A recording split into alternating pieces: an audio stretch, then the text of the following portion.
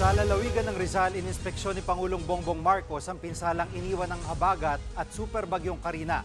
Tingin ng Pangulo dapat pang magdagdag ng flood control projects. Nasa frontline ng balitang yan, si Maricel Halili. Ganito pa rin kalakas ang agos ng tubig sa Santa Ines sa Tanay Rizal kasunod ng bagyong Karina at habagat. Kaya ang mga pagkain para sa mga residente, itinatawid na lang gamit ang lubid. Ang malala, nasa 3,000 pamilya ang na-trap sa Santa Ines na kulang-kulang ang supply. Kaya sa situation briefing sa San Mateo Rizal kanina na dinaluhan ni Pangulong Bongbong Marcos, humingi ng saklolo ang lokal na pamahalaan na mag-airdrop ng pagkain sa lugar. Hindi raw kakayanin ng truck na tawirin ang rumaragasang tubig. These people haven't eaten for 3 days. Yes, sir.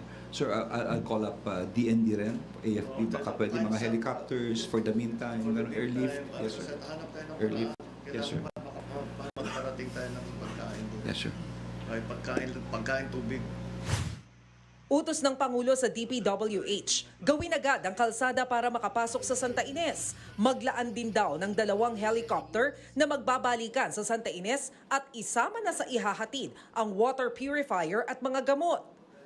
Bukod sa leptospirosis, maraming evacuee ang nakalimot magdala ng gamot sa hypertension at diabetes. Mr. President, baka suggestion ko rin yung mga elderly at saka yung mga may sakit, rather than give the medicine to them, dali na lang. Kasi nga, as you said, they're high risk there. Mahirap magdala ng pagkain, ng tubig, ng gamot. Sila na lang ang 3,000 families? Hindi, yung may sakit lang. Yun lang mga elderly. Deliver na yun. You can send a doctor and a nurse or whoever that we can spare for now. And if there are real emergencies, we will medevac them now. Sa tala ng Rizal LGU, 2 ang patay sa probinsya, 8 ang nasaktan at 1 ang nawawala. Aminado ang Pangulo na sa ngayon ay dredging muna ang magagawa para makatulong sa pagkontrol ng baha. Pero baka naman daw pwedeng makakuha ang Pilipinas ng funding mula sa Loss and Damage Board para isulong ang mga dagdag na flood control project. Ito ay kahit ipinagmalaki pa ni PBBM sa kanyang SONA nung Lunes na higit 5,000 na flood control project na ang nagawa ng gobyerno.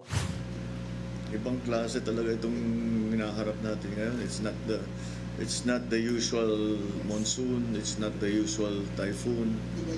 It's another animal. Ibang klase. Matapos ang situation briefing, dumiretso si Pangulong Marcos sa San Mateo Elementary School kung saan nananatili ang ilang evacuees sa probinsya. Nagbabalita mula sa frontline, Maricel Halili, News 5. Mga kapatid, Jiggy Manikad po, iba na ang may alam at may pakialam sa panahon ngayon. Para sa konkreto, kumpleto at komprehensibong balitaan sa Frontline, mag-follow at mag-subscribe sa social media pages ng News 5.